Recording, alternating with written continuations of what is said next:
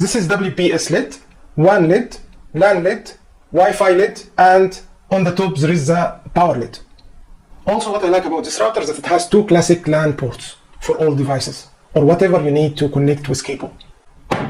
That's it for the unboxing. Next video, I'm going to show you how to install and use this router. It's very easy. I'll leave in the description links for this router from Aliexpress and Amazon if you want. Please don't forget to like, share, and subscribe, and leave a nice comment. Thank you very much.